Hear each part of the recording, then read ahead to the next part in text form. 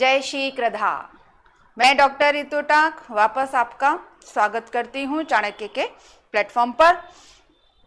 स्मृति यानी मेमोरी, और मेमोरी जो है वो हमारी कहीं ना कहीं बुद्धि से संबंधित होती है। बुद्धि हमें जन्मजात मिलती है। जानते हैं, मैं इस टॉपिक को शुरू करने से पहले एक बात जरूर कहूंगी कि मेरी क्लास के अंदर हमेशा 2 सब्जेक्ट का समावेश मिलेगा या 3 सब्जेक्ट का समावेश मिलेगा। राजस्थान तो है ही, art, culture, history, economy, geography with current affairs, लेकिन इसके साथ साथ हम साइकोलॉजी के टॉपिक जो नेट में, स्लेट में और बीएड में आपके first grade, second grade, third grade इन सभी में काम आते हैं। तो स्मृति के नियम है। प्रश्न है सिंपल सी बात कि स्मृति और विस्मृति 2 चीज हो जाती है, याद करने की क्षमता और भूलने की क्षमता। तो बुद्धि जो है हमारी वो स्मृति को मजबूत कैसे करती है, तो हमारा सीधा सा एक फार्मूला है कि प्रश्न बनता है स्मृति के नियम कितने हैं, ये प्रश्न आता है और स्मृति के 3 नियम है। सबसे पहला आदत का नियम। आदत का नियम का मतलब हो गया कि यदि आप अपनी मेमोरी में एक आदत लेके आएंगे, आदत मतलब कार्य करने की क्षमता। जैसे हम पहली बार जब रोटी बनाई थी तो हिंदुस्तान, पाकिस्तान, बांग्लादेश, नागालैंड इन सब के नक्शे बनने लग गए। फिर धीरे धीरे धीरे आदत बनी हमारी और हमारी एक नियम बन गया कि अब हमारी रोटी गोल बनने लग गई। ठीक है, यानी कहने का मतलब यदि हम उसको रेगुलर करते जाएं, हमारी आदत में लेकर आ जाएं, हमारे चक्र में लेकर आ जाएं, तो वो हमारी आदत बन जाएगी। और लेकिन आदत कहीं ना कहीं किससे संबंधित जुड़ी हुई होती है? रुचि से। यदि आपको रुचि होगी तो ही आदत का निर्माण होगा, अन्यथा नहीं होगा। आप आदत, इसी आदत को थोड़ा सा हम और समझें तो टॉपिक अपना स्मृति के नियम में आता है परस्पर संबंधता का नियम। परस्परता का संबंध कहने का मतलब ये हो गया कि आप जिस चीज से जुड़ रहे हैं उससे आपका कनेक्शन कैसा है, आपका उसके साथ संबंध कैसा है।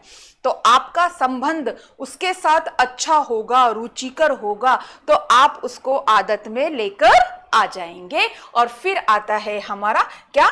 निरंतरता का नियम। निरंतरता का मतलब हो गया रेगुलर। आप उसको रेगुलर कितना करते हैं, तो सिंपल सी बात है कि हम अपनी स्मृति को यदि मजबूत करना चाहते हैं तो हमारी उसके प्रति रुचि होनी चाहिए, हम उसके प्रति एडिक्ट होने चाहिए, हमारा उसके साथ संबंध अच्छा होना चाहिए और अभ्यास निरंतर चलते रहना चाहिए, तो हमारे साथ उसका एक अच्छा कनेक्शन बन जाएगा। ठीक है, और इसी से हमारी मेमोरी बढ़ती चली जाएगी। तो सबसे पहली बात है कि मेमोरी को बढ़ाने के लिए इन सब चीज के साथ साथ हमारी रुचि को भी हमें डेवलप करना होगा।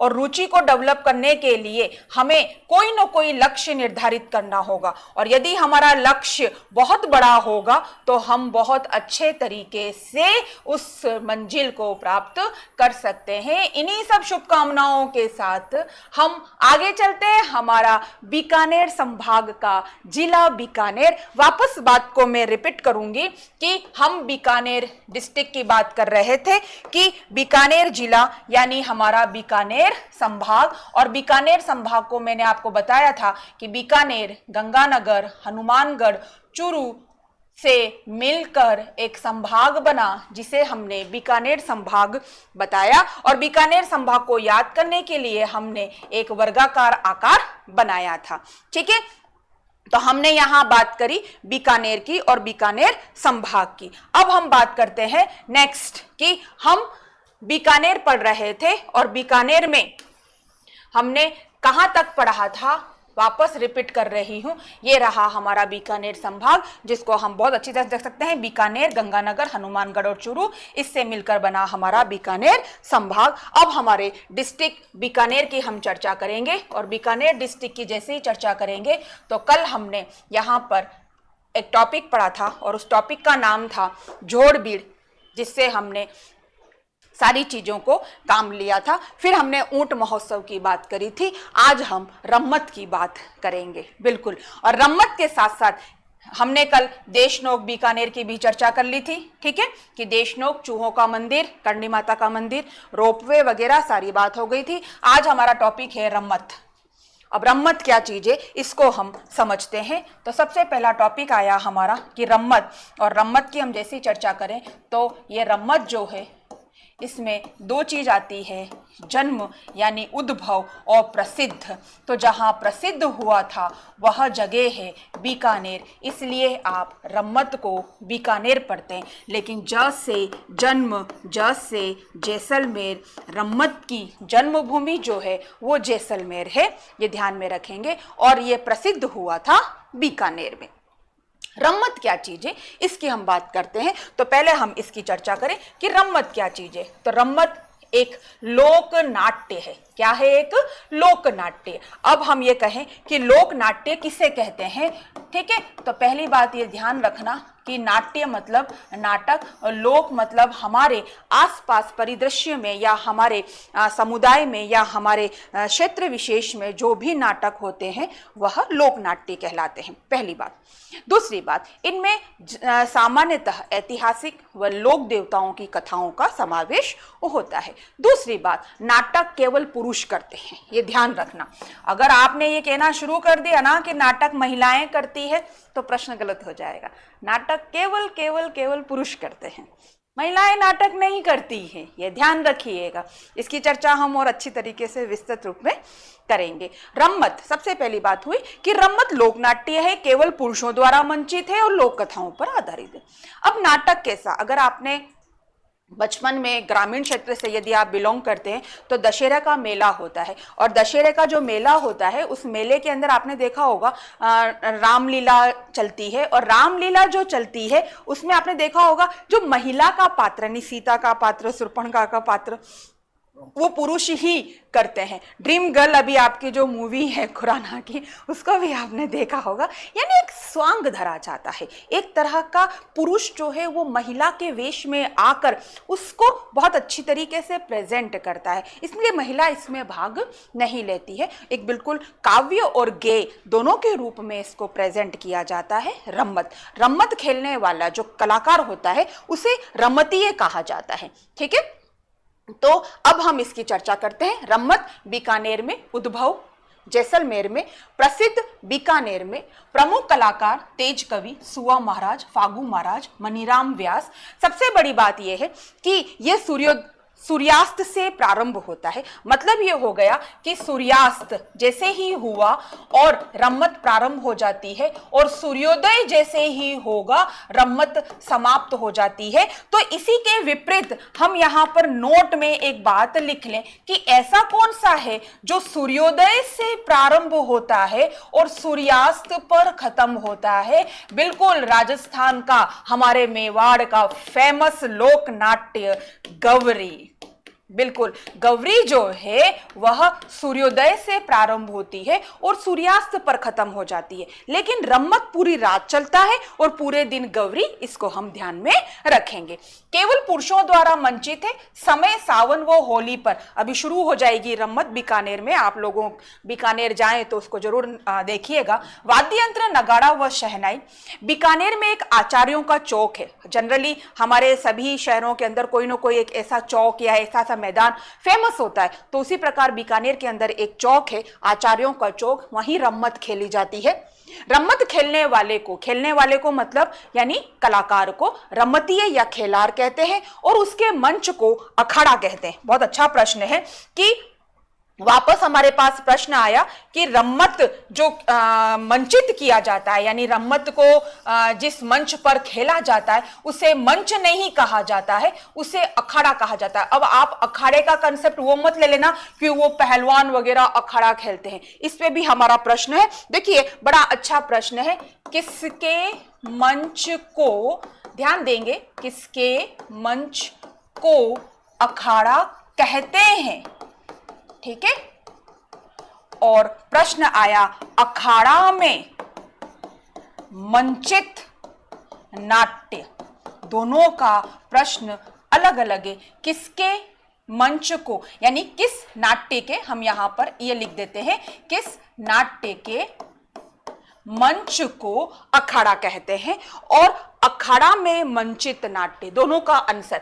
तो किसके नाट्य के मंच को अखाड़ा कहते हैं? तो हमारा आंसर आ जाएगा रम्मत। ठीक, लेकिन हमसे ये पूछा जाए कि अखाड़ा में मंचित नाट्य राजस्थान का, बिल्कुल ये भी हमारे मेवाड़ का तुर्रा कलंगी ख्याल।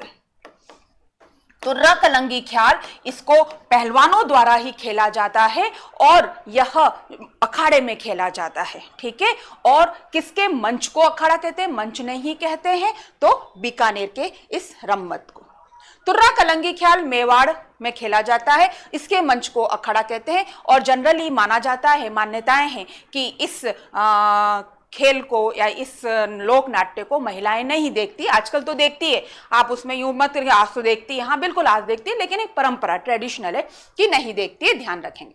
तेज कवि की स्वतंत्र बावनी रम्मत में एक विषय है जिसपे जैसे राव बीकाजी, राव जोधा, इन सभी की कहानियों को लेके लोकनाट्य खेला जाता है, रम्मत खेली जाती है। उसमें एक स्वतंत्र बावनी कर तेज कवि का पूरा बड़े अच्छे से अभिनय किया जाता है रम्मत। जवाहरलाल पुरोहित ने हेडाऊ मेरी एक रम्मत लिखी थी, वो भी बहुत ज्यादा यहाँ पर अच्छा खेला जाता है। बीकानेर में रम्मत को मंचन पाटों पर होता है। अब आप कहेंगे ये पाटे क्या होते हैं? बिल्कुल, पाटे का कंसेप्ट भी अच्छा है ना, आता है ये पाटा कला कहाँ की फेमस है, पाटा मंचित कहाँ किया जाता है, ये ऐसा प्रश्न आता है। अब मैं बताती हूँ पाटा क्या होता है। आप बीकानेर के प्राचीन घरों में या गलियों में जब जाएंगे, ठीक है ना, तो घर के बाहर ध्यान देंगे, घर के बाहर जो है ऐसे मान लो जैसे ये गेट है, ठीक है, ये ऐसा गेट बना हुआ है, समझ लेना इसको। अब यहाँ जो बाहर है, ठीक है, बस ये यहां पर ही इनके अंदर चढ़ने का एक पत्थर लगा हुआ होता है और ये जो पार्ट है ये पूरी जगह खाली रहती है, दीवार रहती है, लेकिन यहां छोटे छोटे से ऐसे बॉक्स बने हुए होते हैं पिल्लर जैसे, ठीक है, और इन पिल्लर के ऊपर पाटे लगा देते हैं, लकड़ी के पटिए लगा देते हैं ऐसे, और पटिए जमाकर इस पे मंच पे खड़े होकर कोई भी कार्य किया जाता था, अनाउंसमेंट किया जाता था, मंचित किया जाता था। ये पहले वहां के कलाकारों की प्राचीन परंपरा में देखा जाता था, इसलिए पाटो तो आज भी उसी परंपरा को फॉलो किया जाता है। लेकिन उसके लिए क्या है कि उस चौक में ही आजकल वो रख के उसके ऊपर पट्टियां जमा कर उस पर ये खेला जाता है, इसलिए पाटा मंच जो है वो बीकानेर से ही निकला है। आज हमारे यहाँ पर कितने ही मंच बनते हैं लकड़ी के, तो वह पाटा मंच, ठीक है। अब आ जाइए, भारत राजस्थान में सर्वाधिक खजूर और मोठ बीकानेर में ही होते हैं, लेकिन खजूर के पेड़ या खजूर जो है वो सर्वाधिक बीकानेर में होते हैं। तो नीचे नोट डाल के लिखेंगे खजूर उत्कृष्टता केंद्र कहां पर है? बीकानेर में। और खजूर के वृक्ष सर्वाधिक कहां चित्रित हुए? बिल्कुल मौसम के, बिल्कुल परिदृश्य के, वातावरण के विपरीत कोटा और बूंदी शैली के अंदर हम सर्वाधिक खजूर के चित्र देखते हैं। और बल्कि वहां चंबल नदी है तो खजूर हमें वहां पर सर्वाधिक नहीं दिखाई देंगे, लेकिन फिर भी वहां दिखाई देते हैं, ठीक है। अब हम आते हैं नेक्स्ट, हमारा जो टॉपिक है, नेक्स्ट हमारा टॉपिक का मतलब ये हो गया कि हम जैसे ही बीकानेर के अंदर एक पॉइंट देखेंगे, ठीक है, जोड़बीड़ हो गया, ऊंट महोत्सव हो गया, रम्मत हो गया, खजूर हो गया, देशनोक चूहों का मंदिर, करणी माता हमारा कंप्लीट हो गया। अब हमारा टॉपिक आया राजस्थान भाषा संस्कृति एवं साहित्य अकादमी, ठीक है। तो जैसे ही ये टॉपिक आता है तो अब हमारे पास एक प्रश्न आ जाता है कि ये अकादमी कहाँ स्थित है। तो सबसे पहली बात आपसे प्रश्न पूछा जाए, क्या प्रश्न पूछा जाएगा कि राजस्थान भाषा संस्कृति एवं साहित्य अकादमी कहाँ स्थापित है? बीकानेर में। कब स्थापित की गई? 1983 में, ठीक है। इतनी बात करने के बाद अब हम यहां बात करेंगे कि यह जो अकादमी है, यह अकादमी 2 पुरस्कार प्रदान करती है, ठीक है। और ये 2 पुरस्कार जो मेन एग्जाम की दृष्टि से जो महत्वपूर्ण है और हमेशा आते हैं बड़े लेवल पर, और वह प्रथम पुरस्कार है एक सूर्यमल मिश्रण पुरस्कार और एक आता है शिवचंद भरतिया पुरस्कार, ठीक है। शिवचंद भरतिया पुरस्कार और सूर्यमल मिश्रण पुरस्कार एग्जाम में पूछे जाते हैं। अब इनकी चर्चा करते हैं कि सूर्यमल मिश्रण कौन है, शिवचंद भरतिया कौन है। तो इनकी जैसे हम चर्चा करेंगे तो अब हमारे पास कंटेंट वापस आते हैं कि राजस्थान भाषा संस्कृति एवं साहित्य अकादमी जो है वह कहाँ है? बीकानेर में है। स्थापना कब हुई? 1983 में। यह अकादमी 2 पुरस्कार प्रदान करती है, शिवचंद भरतिया पुरस्कार और सूर्यमल मिश्रण पुरस्कार।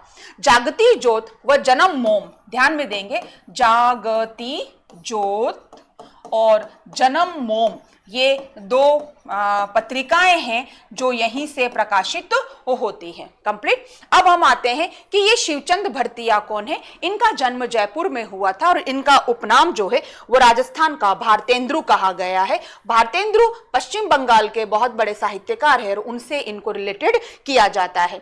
इन्होंने हमें राजस्थानी भाषा में, ध्यान देंगे किस भाषा में, मैंने आपसे बोला हिंदी, इंग्लिश, मराठी, मैथिली नहीं, राजस्थानी भाषा में। भाषा की बात आई है तो अभी जैसे आरएस में प्रश्न पूछा गया था कि भारत सरकार ने कितनी भाषाओं को मान्यता दे दी है? 11, ध्यान में रखेंगे। ठीक है, तो राजस्थान भाषा की हम जैसे ही चर्चा करते हैं तो राजस्थान भाषा में हमें क्या दिया? इन्होंने 2 चीज प्रथम दी है।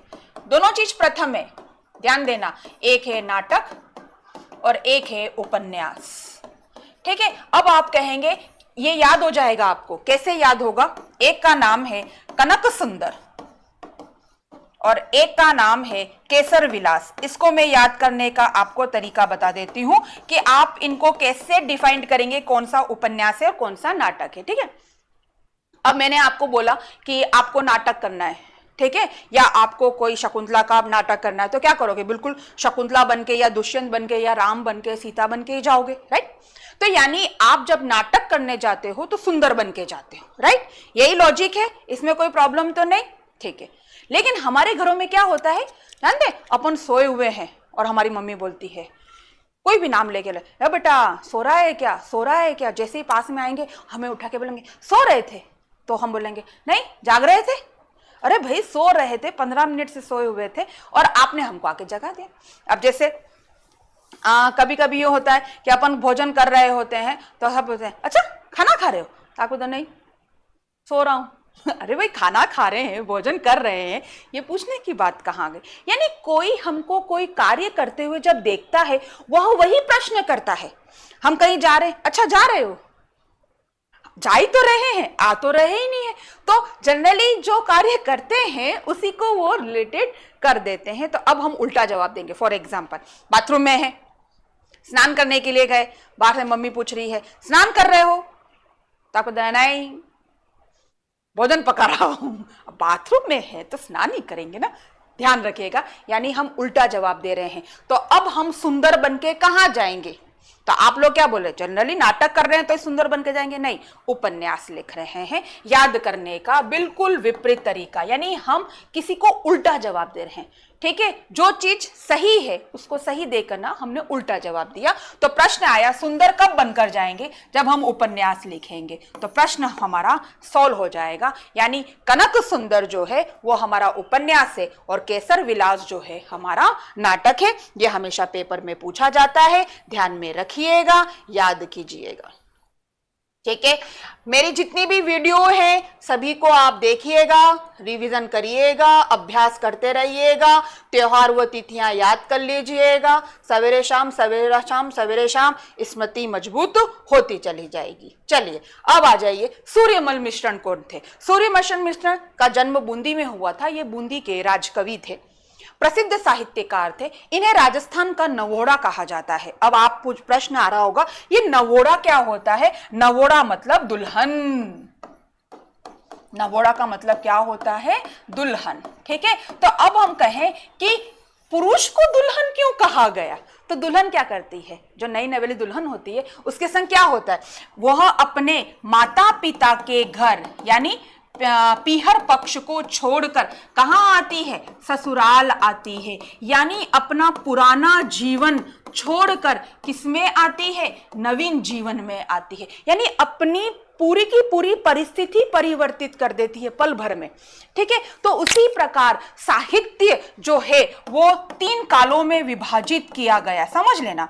और ये 3 काल हैं हमारे, आदिकाल, मध्यकाल और आधुनिक काल। ठीक है। आदि काल में हमारे सारे वेद, उपनिषद, ये सभी चीजें। मध्य काल में कौन आ गए? हमारे जितने भी साधु संत, मीराबाई, सुकरात, सॉरी सूरदास, बिहारी, ये हमारे राजस्थान के जितने भी, यानी सहज सरल, किसी की बुराई नहीं करना, प्रेम वाले शब्द सर्वाधिक उपयोग में हुए मध्य काल में। तो मध्य काल में जो हम लोग सहज सरल मीठी वाणी के अंदर साहित्य लिख रहे थे, साधु संत, ईश्वर की आराधना, इसी की बात कर रहे थे, वहां पर एक साहित्यकार ऐसे आए और उन साहित्यकार का नाम है सूर्यमल मिश्रण।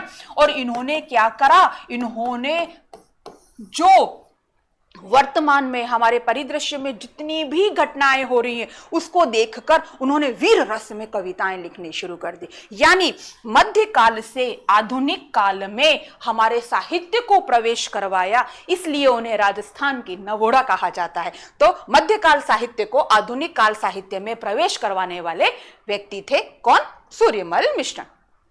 अब इनका वापस एक नेक्स्ट नाम आता है वीर रसावतार। अब हम ये कहें कि वीर रसावतार क्यों कहा गया, तो देखिए इनके दो चीज साथ में चल रही है, बिल्कुल आप ध्यान में देंगे और इस बात को मैं आपको इस तरीके से समझाऊंगी, ध्यान देते हैं। चलिए,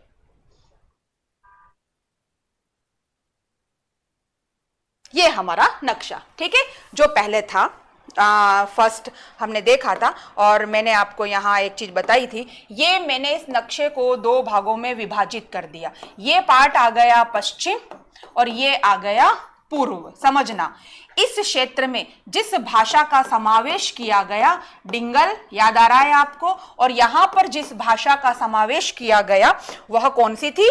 पिंगल। याद आ रही है आपको? ठीक है, डिंगल और पिंगल याद आ गई। अब यहां के जो कवि थे उनका जो भाव था वो कैसा था? रासो, यानी वीर रस में, राइट, समझ में आया। और यहां पर कौन था? श्रृंगार और भक्ति रस में, राइट। तो अब हमने यहां बात करी कि सूर्यमल मिश्रण का जन्म कहां हुआ था? बूंदी में हुआ था, ठीक है। अब बूंदी में इनका जन्म हुआ तो इनकी बोली क्या रहेगी? हाड़ौती। अब इस चीज को भी समझना कि बोली और भाषा दोनों में अंतर होता है। ये मैंने पहले बताया था, पहले वीडियो में देखिएगा कि बोली जिसमें व्याकरण का समावेश नहीं होता है, भाषा जिस बोली में व्याकरण का समावेश हो जाता है वो भाषा बन जाती है। तो हमारी बोली और भाषा दोनों साथ में चलती है। जैसे मेरे मेवाड़ी बोली, लेकिन भाषा मेरी हिंदी या अंग्रेजी, ठीक है। कोई फ्रेंच भी बोल सकता है तो उसकी फ्रेंच भाषा, ठीक है। तो अब जब हम कभी साहित्य लिखते हैं तो हमारी भाषा डोमिनेट रहेगी, लेकिन बोली आम बोलचाल में हम बोलते चले जाएंगे। तो इसी चीज को हम यहां पर देखेंगे कि वीर रसावतार क्यों कहा गया। अब इस बात को समझना, वीर रस के अवतार, समझना, ठीक है। अब वीर, वीर मतलब रासो, रासो मतलब डिंगल, ठीक है, समझ में आ गया। अब हम यहां बात करें वापस रस, रस का मतलब यानी प्रेम, प्रेम मतलब भक्ति, श्रृंगार, और ये कहां पर आ गया? पिंगल। तो इनके शब्द में क्या आ गया? रास। तो वीर और रस के अवतार, क्योंकि इनका जन्म बूंदी क्षेत्र में होने की वजह से वह प्रभाव भी रहा और इनके जितने भी साहित्य हैं वह वीर रस में लिखे गए, इसलिए इन्हें वीर व रस के अवतार माने गए। एग्जाम की दृष्टि से इनकी प्रमुख पुस्तकें हैं वंश भास्कर, राम रंजाट, ठीक है, मैं यहां लिख रही हूं, गलत मत लिखिएगा, राम रंजाट, वंश भास्कर, वीर सतसई, सतसई रासो, बलवंत विलास और छंदो मयुख। छंदो मयुख भी लिख देती हूं, गलत मत लिखिएगा, छंदो मयुख, यह हमेशा पुस्तक पूछी जाती है, ध्यान में रखिएगा। थोड़ा सा हम वापस रिवीजन कर लेते हैं। राजस्थान की कुल बोलियां जो है वह 73 बोलियां हैं। वापस हम देखें कि इस बोली को जो है यानी 73 जो बोलियां हैं उसको साहित्य भाषा के अनुसार दो भागों में विभाजित किया गया है, डिंगल व पिंगल भाषा में। और डिंगल व पिंगल भाषा मैंने पहले ही बताया था कि मारवाड़ी का साहित्यिक रूप डिंगल भाषा, अभी जस्ट बताया। नक्शे को याद रखिए, पिंगल भाषा उधर क्षेत्र पश्चिम याद आ रहा है आपको? मैंने अभी जस्ट बताया आपको कि क्षेत्र क्या लगेगा, पश्चिम राजस्थान और पूर्वी राजस्थान में पिंगल। इधर के कवि कौन रहेंगे? चारण। इधर के कौन रहेंगे? भाट। ध्यान में रखिएगा, ठीक है। यहाँ जो रस साहित्य लिखे गए वो वीर रस में लिखे गए, और उधर जितने भी साहित्य लिखे गए श्रृंगार व भक्ति रस में लिखे गए।